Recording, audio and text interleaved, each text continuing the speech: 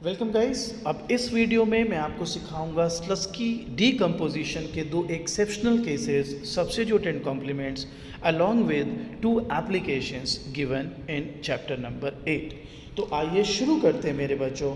मैं सबसे पहले जो शुरू कर रहा हूँ परफेक्ट कॉम्प्लीमेंट्स। तो परफेक्ट कॉम्प्लीमेंट्स में क्या क्या केसेस आ सकते हैं वो मैं अब आपको सिखाता हूँ। सपोज बेटा इनकम दिया हुआ है 100, प्राइस दिया हुआ है x का 2, y का दिया हुआ है 3 और यूटिलिटी फंक्शन जो है वो दिया हुआ है min ऑफ x1 x2। तो आप देख सकते हैं क्योंकि min का फंक्शन है तो ये परफेक्ट कॉम्प्लीमेंट्स है और 1 for 1 केस हम ये बना रहे हैं। अब मेरे बच्चों दो तरीके से आप सॉल्व कर सकते थे इसका। ओरिजिनल इक्विलिब्रियम क्वांटिटी मैंने पहले भी सिखाया हुआ है, मैं एक बार और सिखा देता हूँ आपको। सबसे पहले आप बजट लाइन लिख देते थे जो कि इस केस में ऐसा दिखेगा। फिर आप क्या करते थे, फिर आप इस फंक्शन को ऐसे बाहर ले लेते थे x1 is equal to x2।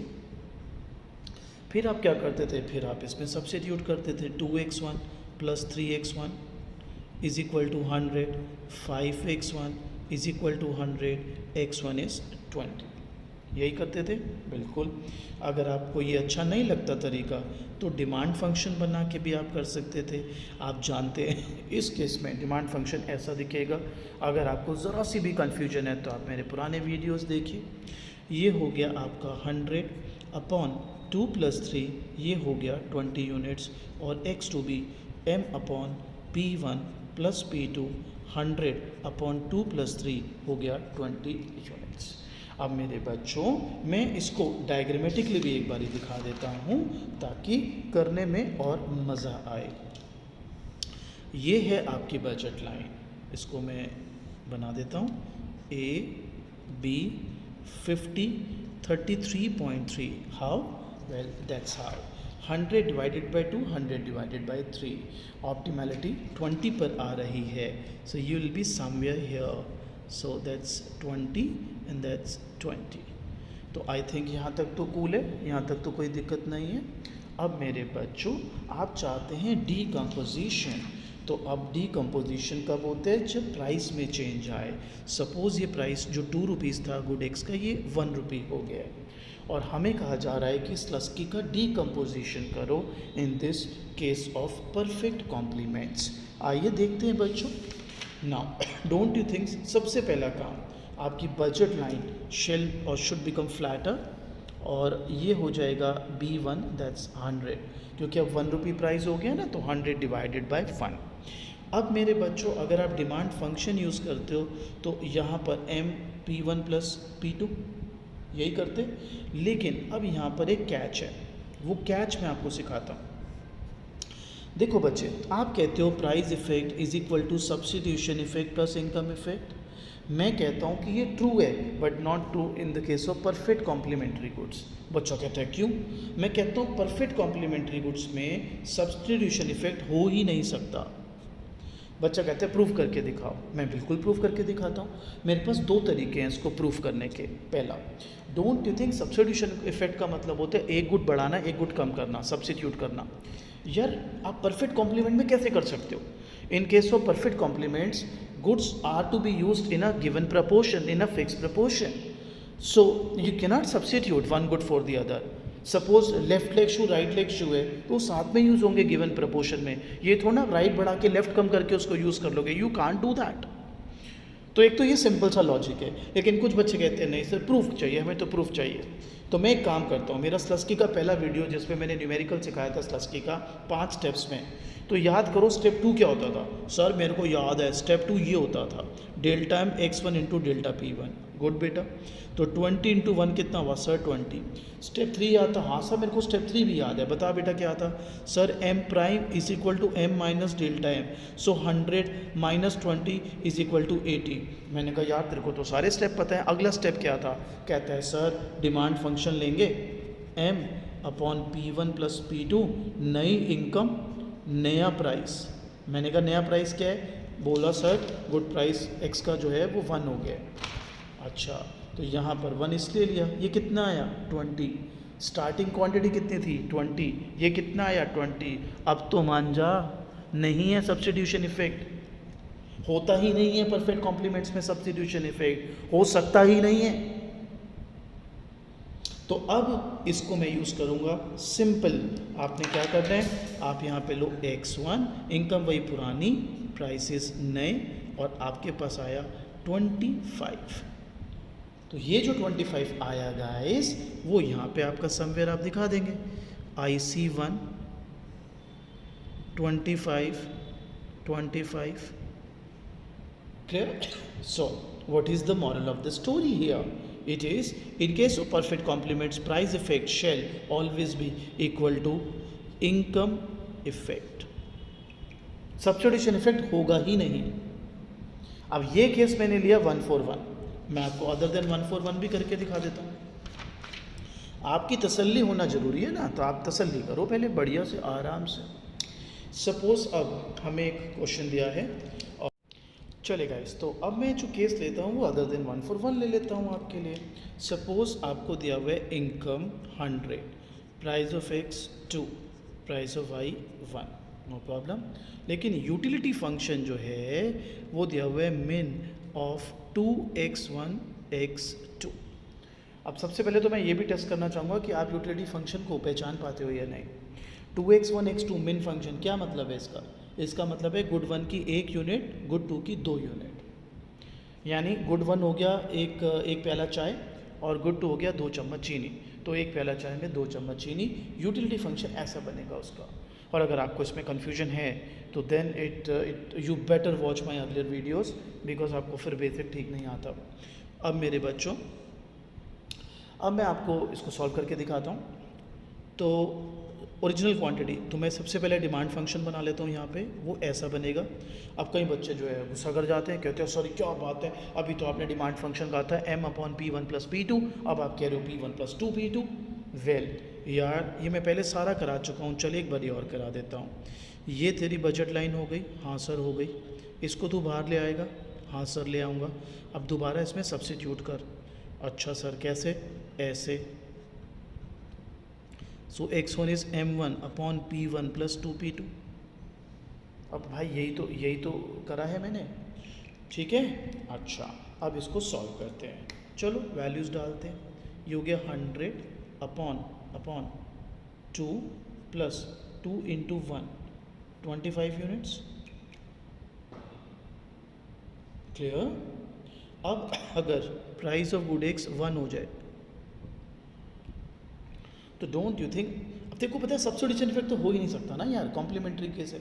तो आराम से, कोई जल्दीबाजी नहीं, दोबारा डिमांड फंक्शन लिख लिया। अब वैल्यूज़ डाल दे बेटा। इनकम कितनी है सर? 100, प्राइस सर 1, 2 × 1, ये हुआ 33.3। सो बच्चों, price effect is equal to income effect. In this case it is 8.3। So perfect complementary goods always show price effect being equal to income effect. तो perfect complements का ये था बच्चों। अब बात कर लेते हैं कुछ perfect substitutes की। लेकिन एक बात, एक word of caution, well perfect complements में तो हमेशा ही प्राइस इफेक्ट इनकम इफेक्ट के बराबर है, because there can be no substitution effect, जैसे मैंने अभी बताया।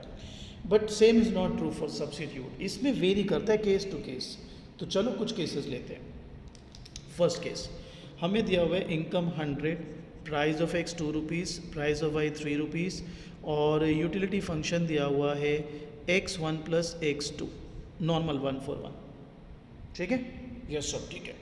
तो बेटा अब मैं तेरे को इसको ट्रिक बताए थे ना कैसे सॉल्व करते हैं सब्स्टिट्यूट को।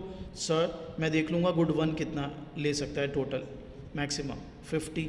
ठीक है, अब इसको यूटिलिटी फंक्शन में डाल के देखो, 50 + 0 क्या वैल्यू आ रही है? 50।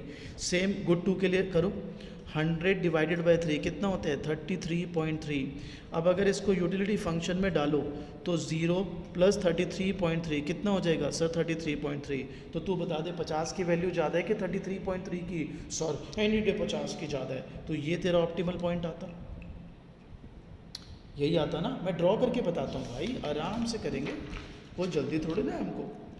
अब ये मैंने बजट लाइन बनाई सबसे पहले, A B, वैल्यूज़ 2 और 3। सो 33.3 और ये 50।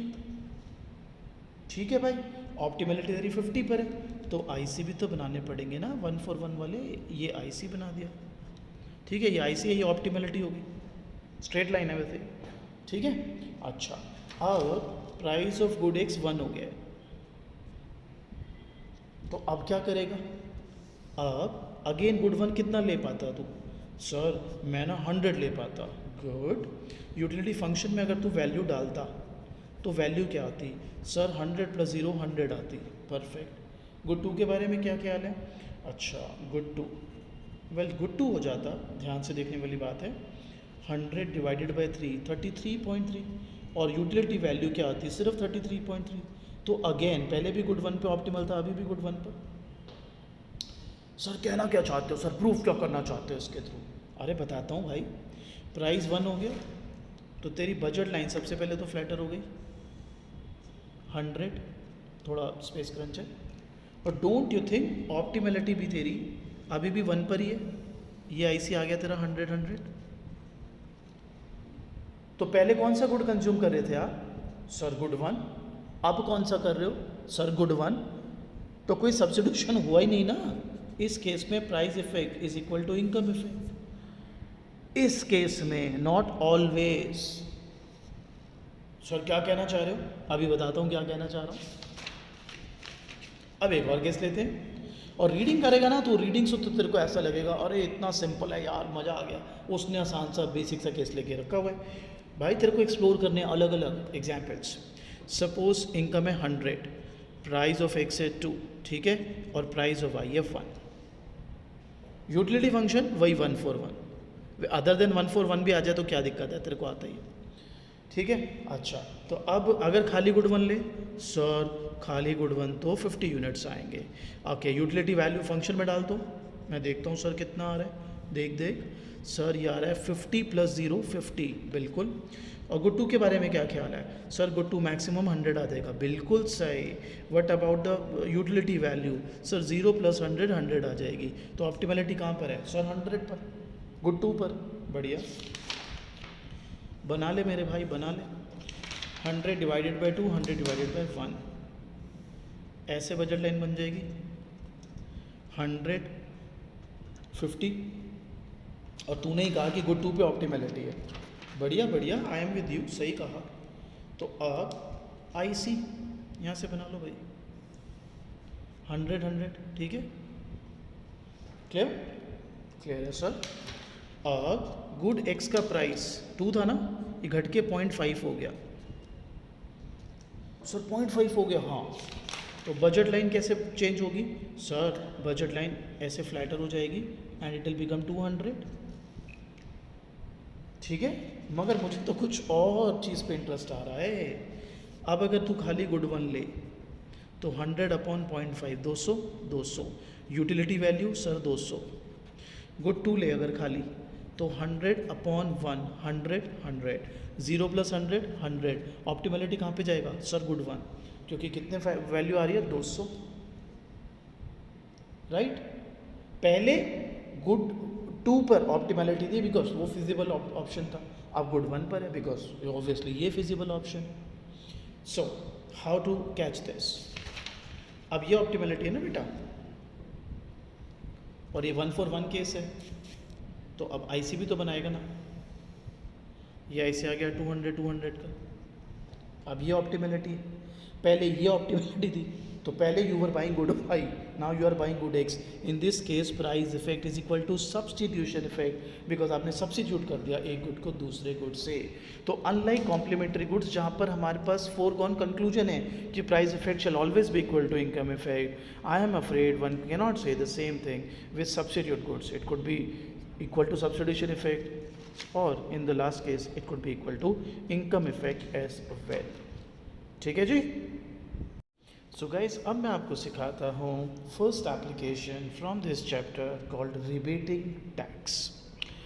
तो अब इसको मैं पहले एक एग्जांपल से सिखाता हूँ और फिर मैं आपको इसको प्रूव करके दिखाता हूँ। सपोज़ मेरा एक फ्रेंड है, उसको बियर पीने का बड़ा शौक़ है।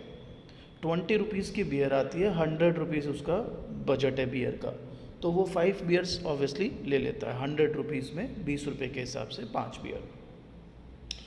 तो गवर्नमेंट ने उनको प्रपोज़ किया कि भाई हम ना 5 रुपये का टैक्स लगा रहे हैं बियर पर, यानी अब बियर 25 रुपये की हो जाएगी। तो वो बहुत नाराज़ हो गया, कहता है गवर्नमेंट मैं तो देखो तुम्हें वोट दूंगा नहीं अगली बारी से, और मैं अपने सारे जो फ्रेंड्स हैं जो बियर लवर्स हैं उनको भी बोल दूंगा कि ये घटिया गवर्नमेंट है, इनको नहीं देना आगे से वोट, ये हमारे बियर पे टैक्स लगाती है। गवर्नमेंट डर गई। गवर्नमेंट ने कहा अरे भाई नाराज़ मत हो, तू अभी हमें टैक्स दे दे 5 रुपये का, 20 रुपये के जो 25 रुपये हम कर रहे हैं बियर, लेकिन तू जो भी जितनी भी बियर लेगा ना उसका बिल हमें दिखा दियो, और हम उस बिल के हिसाब से तेरे को जो भी हमने तेरे से टैक्स लिया वो रीइंबर्स कर देंगे।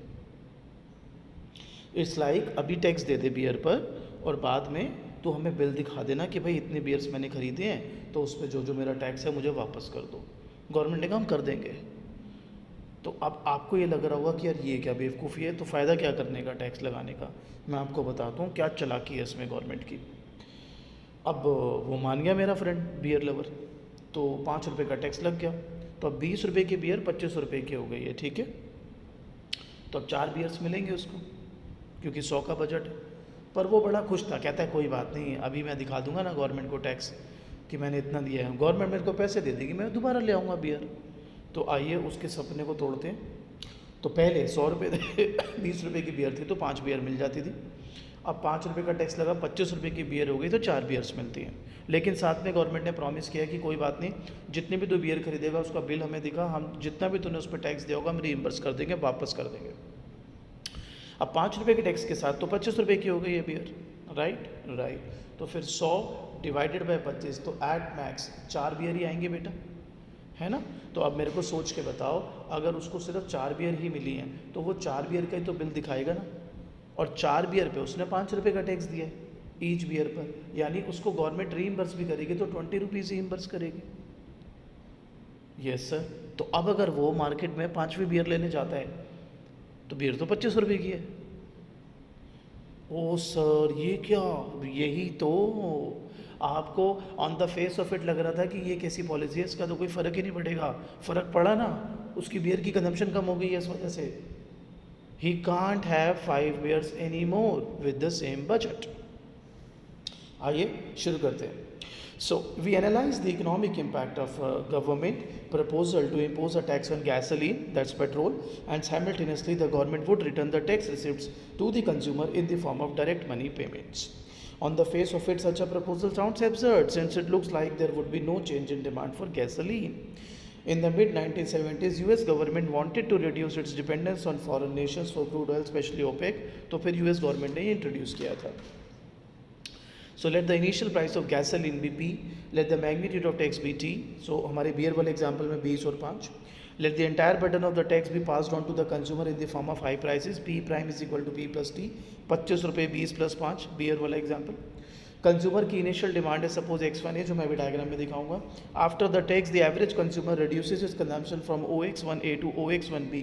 The magnitude of tax revenue generated by the government is TX1B, क्योंकि ये कंज्यूम हो रहा है और इतना वो टैक्स दे रहा है, और ये T is difference of P prime minus P। Let Y be the expenditure on all other goods. ठीक है जी, no problem. Therefore the initial budget constraint shall be P into X1A plus Y is equal to M। तो मैं आपकी सहूलियत के लिए बता देता हूँ कि ये हिस्सा, इतना हिस्सा, दैट्स Y। आगे बढ़ते हैं guys. So the consumer is initially in equilibrium at point E1 purchasing OX1 of gasoline, that's right। Now when the tax is imposed and tax receipt reimbursed by the consumer under the tax rebate policy, the budget constraint faced by the consumer shall be P plus T X1B plus Y prime is equal to M plus T X1B। बताता हूँ बेटा।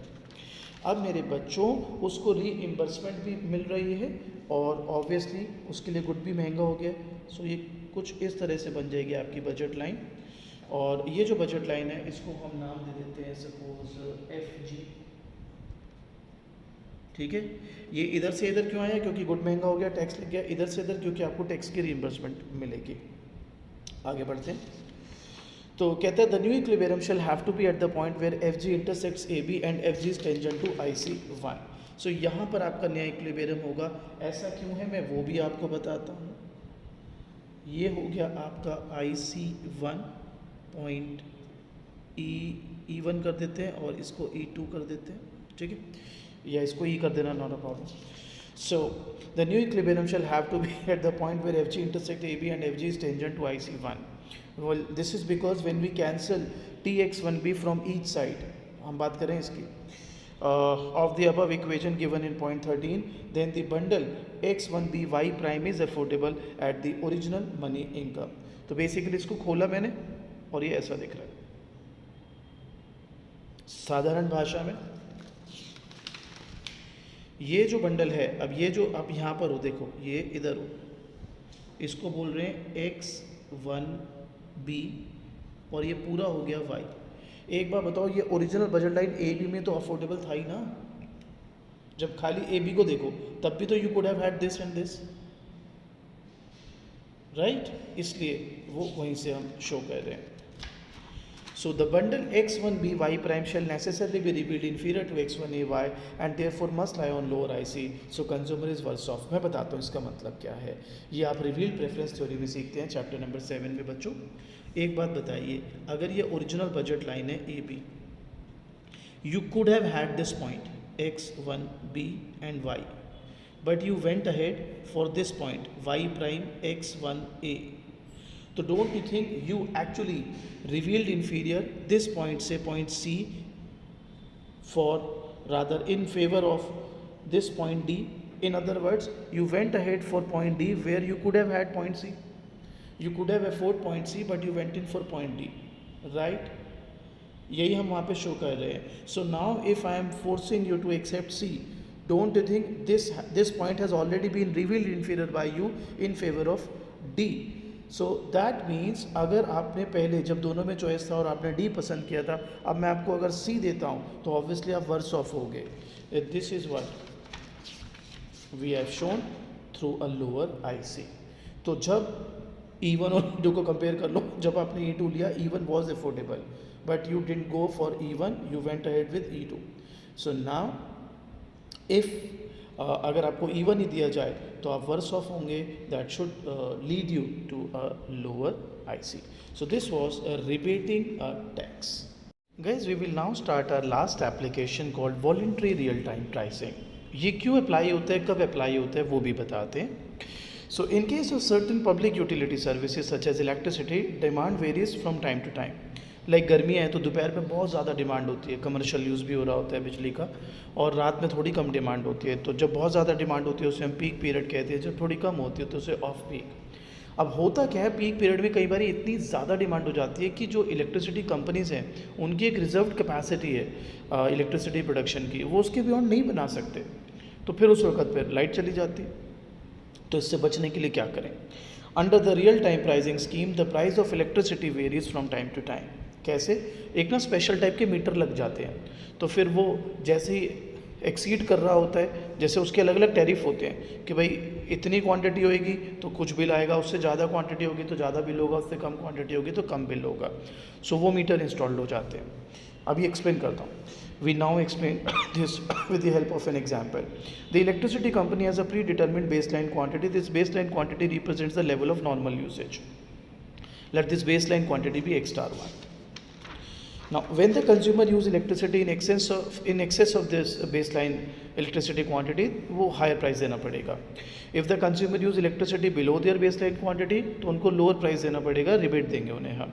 So if the usage stays at baseline quantity, तो फिर वो normal baseline price देंगे.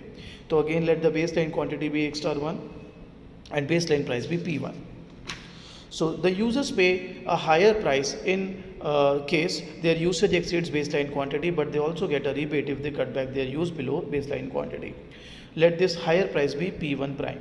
The user is in equilibrium initially at X star 1. When the real time pricing is implemented, the budget line rotates from AB to JK. अभी दिखा रहा हूँ. It shows that consumer will be better off if he reduces his consumption below OX star 1 and shall be worse off if he increases his consumption beyond OX star. देखिए बेटा, आप यहाँ पर देख पा रहे हैं OX star 1 जो है बेसलाइन क्वांटिटी है. इसके बियॉन्ड आप जाओगे तो आपको महंगा पड़ेगा, इसके पहले कंजम्पशन करोगे तो सस्ता पड़ेगा. और उसी वजह से अब जो हमारी बजट लाइन है ना, वो ऐसे रोटेट हो जाएगी और इसको हम नाम दे देते हैं सपोज JK.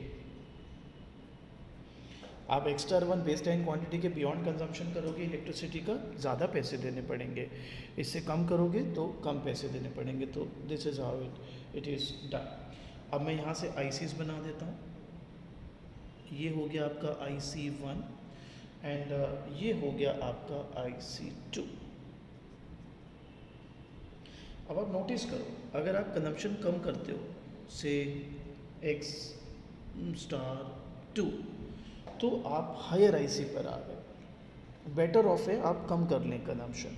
बच्चा कहता है अगर मैं ज़्यादा कर लूँ तो, देखो जी अगर आप 1 स्टार से ज़्यादा करोगे तो आप इस रीजन में आओगे, दिस E1 के। हाँ सर, तो अब लॉजिकली सोचो, आप तो वर्स ऑफ हो जाओगे। सर कैसे? दिमाग लगाओ। जब आपकी ओरिजिनल बजट लाइन थी, रिवील्ड प्रेफरेंस का कॉन्सेप्ट है ये, तो आपने E1 लिया था। हाँ सर लिया था। E1 से K ले सकते थे ना आप? हाँ सर ले सकते थे, पर आपने लिया क्या सर? E1। तो अब अगर मैं आपको वो हिस्सा जो आपने रिवील्ड इन्फीरियर किया था इन फेवर ऑफ E1, ये पूरी लाइन, अब अगर मैं आपको वो दूं तो आप वर्स ऑफ ही तो हो जाओगे। सो इट्स बेटर कि आप कम करें कंज्यूम। तो sir what about this JE1? Well JE1 पहले अफोर्डेबल ही नहीं था आपके बजट में, वही रिवील्ड प्रेफरेंस का कॉन्सेप्ट। सो ये आपको बेटर ऑफ करेगा। और बच्चा कहता है कोई और एग्जांपल दे दो, मैं दे देता हूँ। सपोज ये 100 क्वांटिटी है, ठीक है, तो आपकी ये 100 क्वांटिटी है और बेस लाइन प्राइस 5 है, तो डोंट यू थिंक आपका जो टोटल बिल आता वो आता 500? Yes sir. अब अगर आप इसको मैं 10 यूनिट कम कर रहा हूँ और सपोज 1 रुपये का रिबेट है, तो 19 to 4 कितना मिलता है? 360। और सपोज 1 रुपये एक्स्ट्रा देना पड़ेगा, और अगर आप 110 क्वांटिटी कर देते तो कितना आता? 660। सो सिर्फ 10 क्वांटिटी चेंज करके आप अपने को 360 पे ला सकते हो, जबकि 10 क्वांटिटी सिर्फ बढ़ा के आपका बिल कितना ज़्यादा बढ़ जाएगा। So in that sense also it's better to reduce electricity consumption. This is real time pricing.